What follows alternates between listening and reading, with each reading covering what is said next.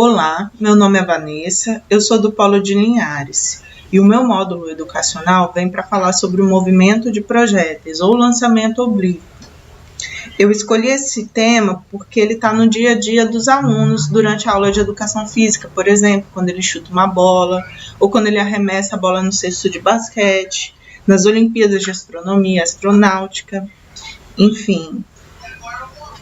Os conceitos sobre o tema que vão ser abordados é o estudo de coordenadas geométricas associado ao estudo do movimento, tanto no eixo X, que é o horizontal, quanto no eixo Y, que é o vertical.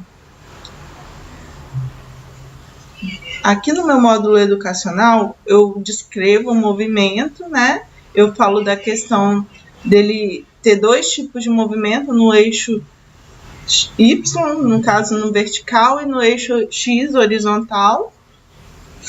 Eu falo do movimento e das equações que envolvem o movimento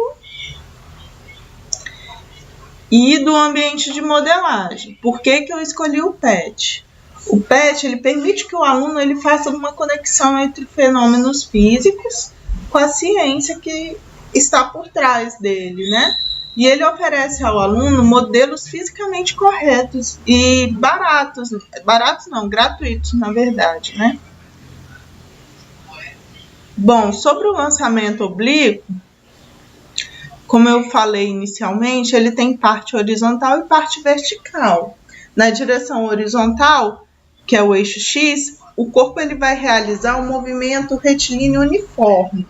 E já na parte vertical, que é o eixo Y, o corpo ele vai realizar um movimento retilíneo uniformemente variado e quando chegar no seu ponto máximo, ele vai sofrer a influência da gravidade, né, caindo novamente. A distância horizontal entre o ponto de lançamento e o ponto de queda do corpo é denominado alcance, né, que é esse ponto maior.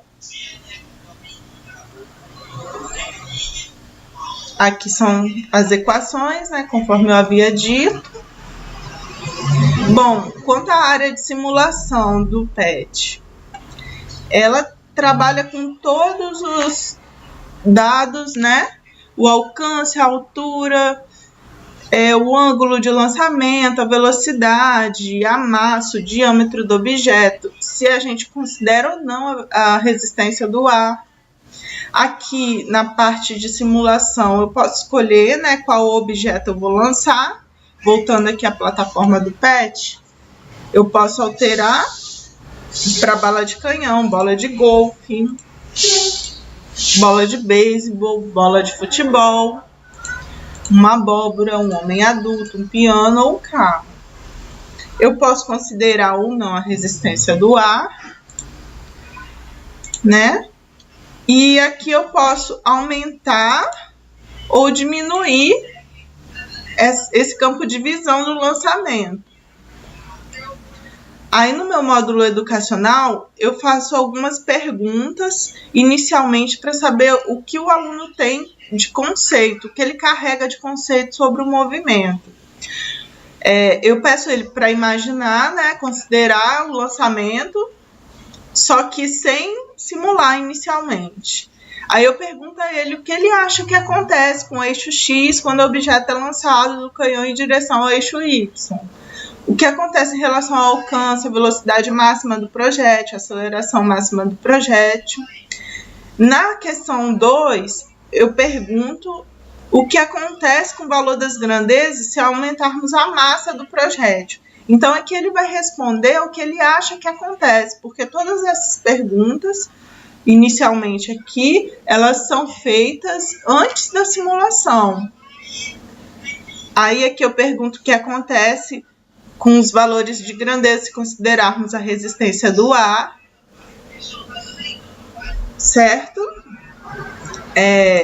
Voltando aqui ao módulo, eu deixaria, no caso, o meu aluno explorar o sistema, ele alterar os valores de ângulo, velocidade, massa, diâmetro, e simular para ver o que acontece. Vamos escolher um objeto inicialmente, um objeto leve, uma bola de golfe. Se eu lançá-la a um ângulo de 80 graus com uma velocidade inicial de 18 metros por segundo, será que eu alcanço o alvo? Então, a gente vai disparar para ver o que acontece. Não, eu não alcancei o alvo. E se eu substituir por um objeto bem mais pesado, como, por exemplo, um piano, lançado ao mesmo ângulo, o que acontece? Se desconsiderarmos a resistência do ar, ele também não vai alcançar o alvo. E se eu alterar a velocidade do piano para um pouquinho mais,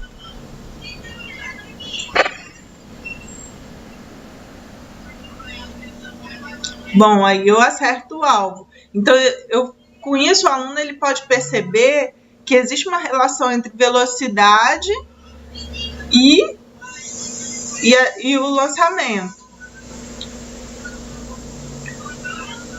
Voltando aqui para 18 metros por segundo, que era a velocidade inicial que o sistema me dá. E se eu alterar o ângulo, por exemplo, de 80 para 75?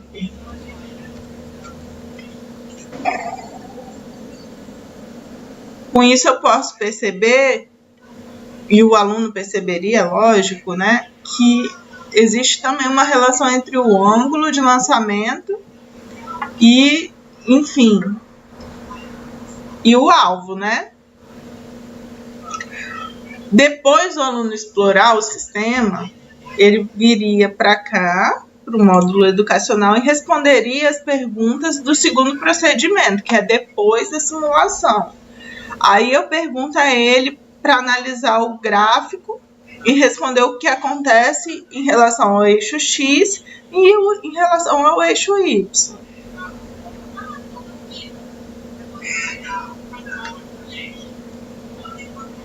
Depois de alterar, né, o ângulo, o que acontece? E se eu clicar em resistência do ar? Vamos lá. Será que eu consigo alcançar também?